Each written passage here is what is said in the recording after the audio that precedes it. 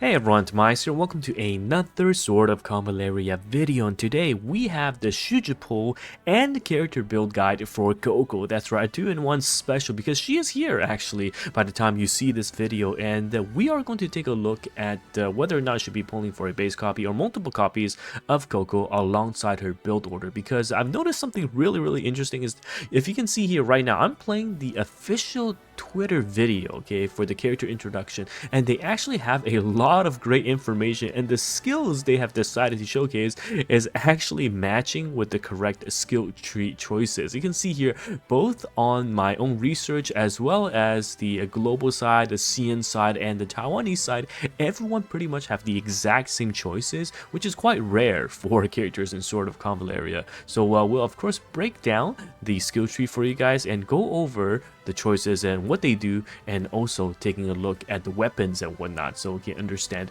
how they function. So without further ado, let's get things started. So right off the bat, I think it's best for me to just kind of tell you what type of character Coco is. She's of course a defender unit that specializes in keeping your team alive while providing some insane buffs. Not only can is she able to heal your team and provide cover, she's also able to provide some insane buffs to them as well. So you know what, let's just go over one of the biggest part of this is the of course recommendations on Shuju pull for the character and how many copies, right? If we just go open the in-game, again I'm on the test client, okay, so this is of course on the test client, so I can show you guys what the 5-star Coco would look like. But you can see here that at base 1-star you're able to get a I mean, you have block as a defender, but you're able to get a breakfast buff.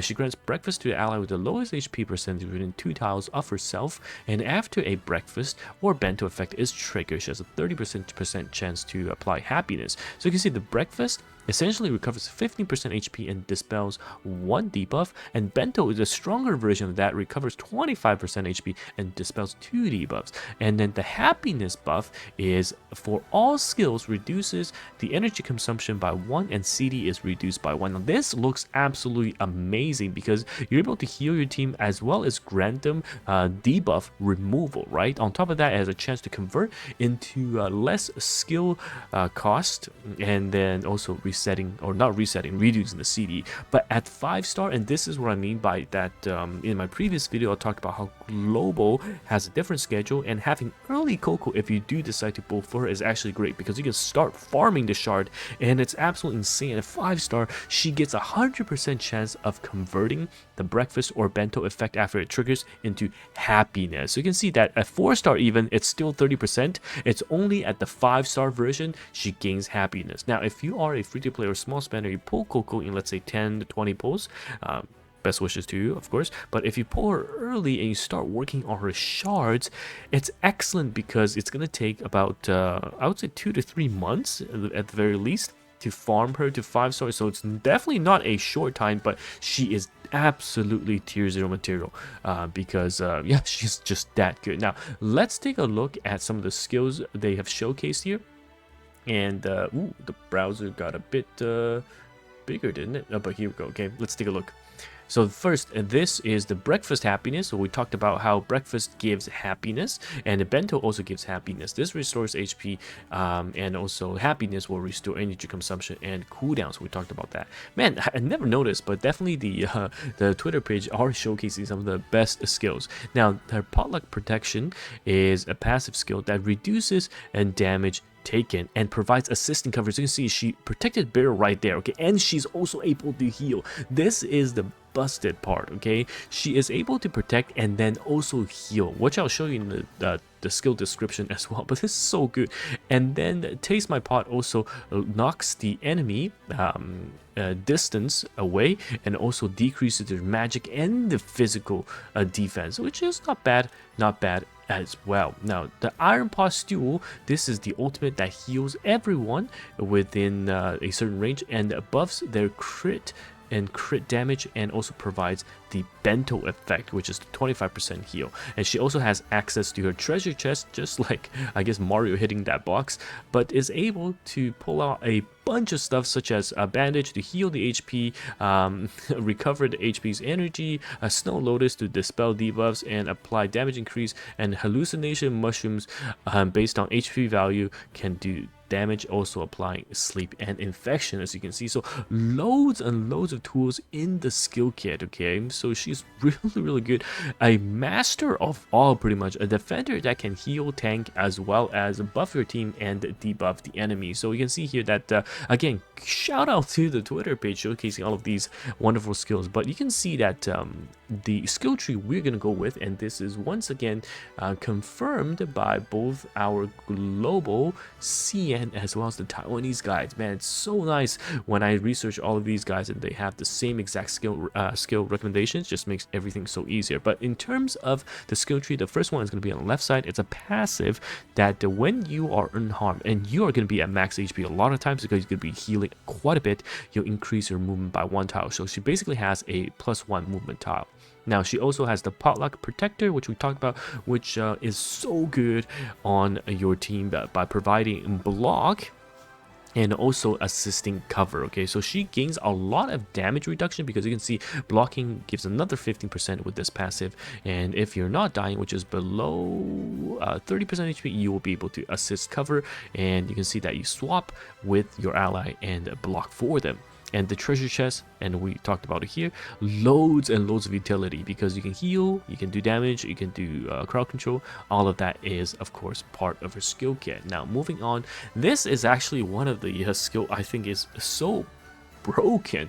After being hit by a single target attack, you heal the character and one other ally with the lowest HP within 2 tiles by 12% of the caster's HP. So scale off of Coco's HP, and she will have insane HP based on her loadout, which I'll show you later on. But this is a 12%, okay, to the character and an ally. So it's a 12 plus 12, well, 1 for Coco, 12%, and 12 for example, Barrow in the video we saw. So it's effectively a 24% heal, and it can activate it twice per round. Wow, it's not even twice in the entire battle, it's twice per round. So you're going to be protecting someone, and then you're going to be healing pretty much to full after taking the hit. And don't forget, you've got other skills as well. Now, this is the other one, block enhancement.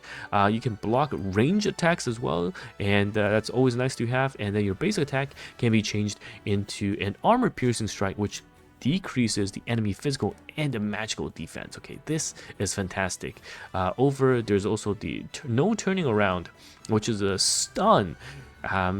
This sees a bit more PvP use, but for a lot of times you'll see that people are just going to use the P and M, so physical and magical defense down. Now, the Iron Pot Stew, this is the one that makes it so good because she'll be able to heal all allies within 3 tiles, so it's a decent range, 30% of Coco's HP. Okay, and offer crit increase, crit damage increase, and then the bento, which we'll talk about, and then that can go into happiness. And you can see it's a 3 cost, 3 turn cooldown, and don't forget, once you trigger happiness, you can go CD down, right? You will decrease this cooldown, and then the energy cost down as well. So it effectively can be a 2 cost, a 2 turn cooldown skill. Like, so broken, it's absolutely so broken. So in terms of loadout, a lot of the times I would probably just run here. Of course, the basic attack is going to be the armor piercing one, so you have to run, of course, the potluck, Iron Pot Stew, that's 100%, and then you really have some choices, right? I think this potluck protector is just too good. The assistant, the cover assistant and whatnot is very nice, and then you get to decide whether or not you want to have the skill, the base skill, which is try to pan.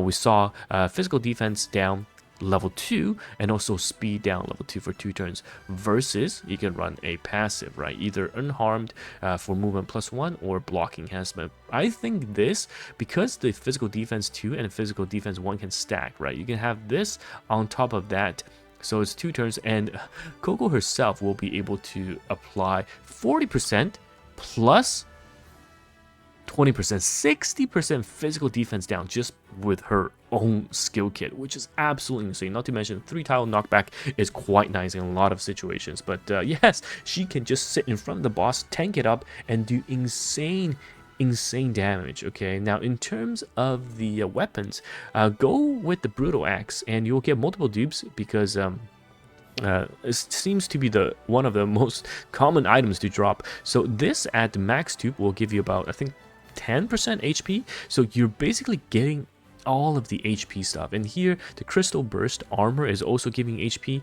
and if you took the fool's naivety, you also get HP of 10% base, okay, and another 10% if you lock the secret substat, which means off of the gear alone, if they're maxed, you are getting 40%, not to mention what else you'll be getting from the passive. So she is absolutely a beast and just able to tank non-stop while keeping your team alive and applying some of these physical debuffs. So strong as a character, and why she is rated absolutely deserving of the tier 0 status over there on CN. You can see that if we take a look at the tier list here, right? Coco tier 0, and also the translated tier list for the 4 dimensions, which is PvP, bossing, and everything. She's a tier 0.5. So definitely a strong character. I would recommend people to pull, especially if you have the patience to farm her to 5-star. However, okay,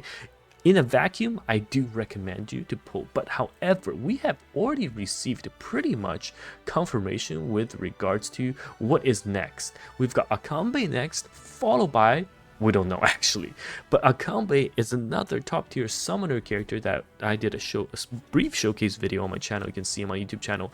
That is also a tier 0 character that doesn't necessarily need to be 5-star to be tier 0. So you can see here tier 0.5 Akambe is at the bottom with a score rating of 8 versus 8.3 of Coco, right? I think overall you probably late game, if you're planning to spend a long time with the game, you will get more uses out of Coco, especially in the late game PvE game or the tower, but you're competing on the leaderboard. So yes, Coco is definitely a character that, in my honest opinion, just does way too much for the team. Okay, so strong, a defender that is able to keep the rest of your team alive while applying these debuffs and buffs is just godsend, because you can basically putting 2 units into one, a healer and a tank. So in my honest opinion, I would at least, even if you're not that interested in the character, throw in 10 to 20 pulls, because you never know if you get super lucky, right? Throw in 10 to 20 pulls, kind of you're building towards your pity, but if you get lucky, Coco, you will be able to farm her early and then save for the rest, because right now we know Akambe is next, but we don't know if Augusta and Sophia is truly after, or are they going to skip into Hasna and Homa? That is also a possibility, because Homa, I think, has an event with Akambe. So we don't know just yet, okay? Global has a different schedule, and we really have to go off of what the test server is going to show. So yeah, it's a difficult decision, I know, but you know what? If you're completely free to play, I would still try to throw in at least 10 to 20 bulls. If not, skip, okay? You can hopefully Luxite her somewhere else, or at least save until my YouTube channel releases some early access information that I'm able to tell you guys what we are looking at next. Potentially, if it's Augusta and Sophia, then you should really have to think about how to spend your resources carefully. But anyhow, usually I break these 2 videos into 2, but I thought let's try it in 1 and see how this looks. If you are more interested in about a Shuju pull video with more in-depth breakdown of what's coming up next, and then separating the character guide into a second video, let me know down in the comments. Otherwise, I think this mix of 2 topics into 1 is not bad at all. So anyhow, thank you guys again for watching this video, and it's TimaeuSS here, and I'll see you in the next one. Goodbye now.